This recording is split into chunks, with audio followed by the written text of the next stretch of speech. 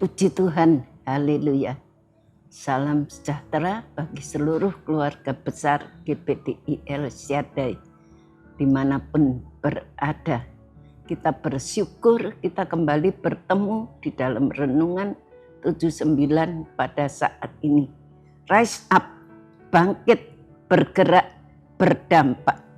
Kita akan merenungkan dalam surat Titus pasal yang pertama.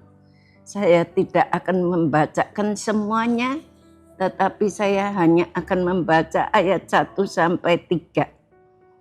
Dari Paulus, hamba Allah dan Rasul Yesus Kristus untuk memelihara iman orang-orang pilihan Allah dan pengetahuan akan kebenaran seperti yang tampak dalam ibadah kita, dan berdasarkan pengharapan akan hidup yang kekal yang sebelum permulaan zaman sudah dijanjikan oleh Allah yang tidak berdusta dan yang pada waktu dikehendakinya telah menyatakan firman-Nya dalam pemberitaan Injil yang telah dipercayakan kepadaku sesuai dengan perintah Allah Juru Selamat kita. Saya beri tema firman Tuhan, kebenaran Tuhan. Kebenaran Tuhan. Sebagai umat pilihan Allah, kita ini adalah umat pilihan Allah, kita harus hidup di dalam kebenaran Allah. Adapun yang dimaksud dengan kebenaran, bukanlah kebenaran seperti kebenaran matematika, artinya kalau 1 ditambah 1 sama dengan 2, atau kebenaran hukum yang ini memenuhi peraturan, yang itu melanggar peraturan, atau kebenaran moral. Kebenaran moral itu yang ini benar, yang itu salah, bukan itu yang dimaksud di dalam kebenaran Tuhan. Di dalam surat Rasul Paulus kepada Timotius, orang-orang pilihan Allah tidak hanya memelihara iman, tetapi juga pengetahuan dan kebenaran. Itu ditulis dalam ayat 1. Rasul Paulus, hamba Allah dan Rasul Yesus Kristus, untuk memelihara iman orang-orang pilihan Allah. Jadi orang-orang pilihan Allah itu harus memelihara iman. Tidak hanya memelihara iman, tapi juga pengetahuan dan kebenaran. Itu ditulis dalam ayat 1. Tidak hanya iman, tapi kebenaran dan pengetahuan. Sebagai orang yang beriman, kebenaran kita itu tampak dalam ibadah kita kepada Tuhan, yaitu sikap dan tindakan kita yang menyembah kepada Allah. Kebenaran kita dibangun berdasarkan pengharapan akan hidup yang kekal. Itu di dalam ayat yang kedua-a. Dan berdasarkan pengharapan akan hidup yang kekal. Jadi kebenaran kita itu dibangun berdasarkan pengharapan akan hidup yang kekal. Di dalam kebenaran inilah kita menerima janji dari Allah dan yang tidak berdusta dan yang telah menyatakan firman-Nya. Janji Allah itu tidak berdusta. Dia menyatakan firman-Nya. Kita dibawa kepada kehidupan yang diberkati oleh Tuhan, yang disediakan Allah sebelum permulaan zaman. Di dalam ayat 2b dan ayat 3 dikatakan, dan yang pada waktu itu dikehendakinya telah dinyatakan firman-Nya dalam pemberitaan Injil yang telah dipercayakan kepadaku sesuai dengan perintah Allah, yaitu juru selamat kita. Kita tahu dengan demikian kebenaran yang dimaksud di sini adalah kebenaran teologis, yaitu kebenaran yang nyata bahwa manusia telah berdosa dan kehilangan kemuliaan Allah. Itu ditulis di dalam Roma 3 ayat 23. Di sini dikatakan karena semua orang telah berbuat dosa, telah kehilangan kemuliaan Allah. Dan ayat 24, dan oleh kasih karunia telah dibenarkan dengan cuma-cuma karena penebusan dalam Kristus Yesus. Oleh kasih karunia Allah kita boleh dibenarkan oleh Allah.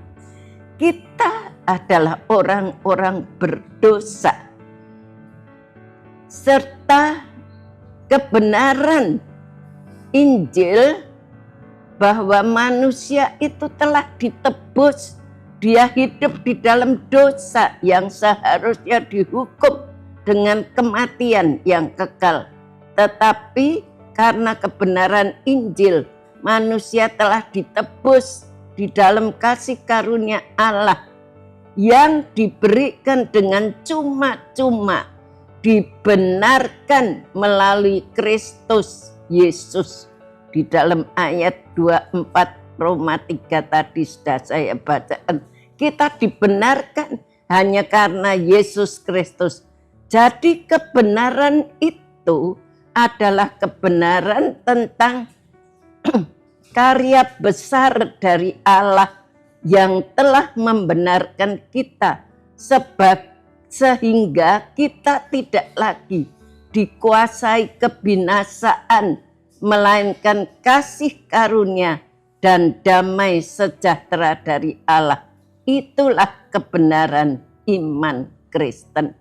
Kebenaran kita sebagai orang-orang percaya, yaitu kita mendapatkan kasih karunia dan damai sejahtera dari Allah. Itu adalah kebenaran iman orang Kristen. Dalam menantikan kedatangan Tuhan yang kedua kali, kita harus hidup dalam kebenaran, sebab kita sudah tidak hidup dalam ketidakbenaran dunia. Kalau kita sudah dipanggil Tuhan, kita hidup di dalam kebenaran. Kita meninggalkan semua dosa. Apa yang tidak benar kita tinggalkan. Kini sedang dituntun menuju kepenuhan kebenaran yang akan menyelamatkan kita. Jadi saat ini kita sedang dituntun menuju kebenaran daripada Allah yang akan membawa kita, menyelamatkan kita. Bila kita ingin tetap berjalan terus, tidak ada pilihan lain kecuali berbuat benar dan bertahan dalam kebenaran Injil Tuhan. Kita sebagai orang percaya harus tetap berjalan dalam kebenaran firman Tuhan. Dasar kita adalah firman Tuhan. Itu adalah dasar yang paling kuat. Dalam masa sekarang ini, segala ketidakbenaran dunia harus kita hindari. Jadi kita tahu kita hidup di tengah-tengah dunia yang penuh dengan dosa. Tapi kita hindari segala yang tidak benar, yang tidak sesuai dengan firman Allah. Kita hindari agar kebenaran kita tetap utuh dan kita tidak akan kehilangan arah. Karena arah kita adalah firman Tuhan. Jadi kita tetap berjalan menurut arah daripada firman Tuhan dalam hal ini ada Tuhan yang senantiasa menyertai kita, sehingga dengan tuntunannya kita tetap hidup dan setia dalam kebenarannya. Ada Tuhan yang menuntun kita, yang akan membawa kita terus berjalan dan hidup di dalam kebenaran daripada Tuhan dengan setia dalam kebenaran Tuhan. Biarlah firman Tuhan ini boleh menuntun kita untuk hidup di dalam kebenaran, setia mengikuti kebenaran firman Tuhan. Sampai di sini firman Tuhan. Terima kasih telah mengikuti renungan 79. Kiranya dapat menjadi berkat bagi semua Bapak, Ibu, Saudara yang ingin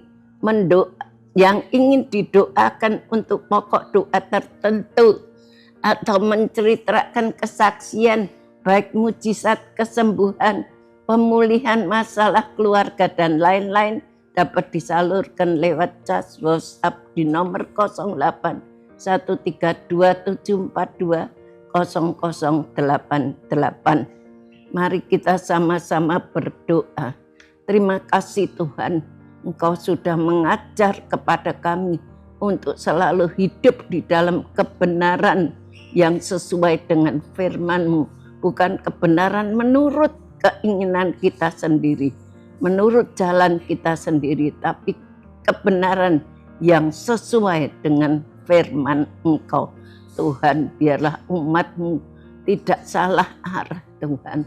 Kalau kami berjalan menurut firman-Mu, kami senantiasa akan berkenan kepadamu. Beri kekuatan kepada seluruh keluarga GPDI Ersyadai, supaya bisa hidup di dalam kebenaran firman-Mu, sampai kami mencapai hidup yang kekal yang Kau janjikan.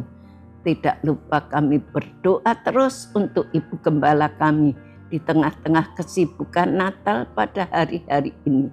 Tuhan, berikan kekuatan kepada Ibu Gembala kami, jauhkan dari segala sakit penyakit. Engkau pilih kesetiaan dari Ibu Gembala kami, ketekunannya, taatnya kepada pimpinan-Mu Tuhan. Sebab itu Engkau berikan kekuatan, jauhkan dari semua sakit penyakit.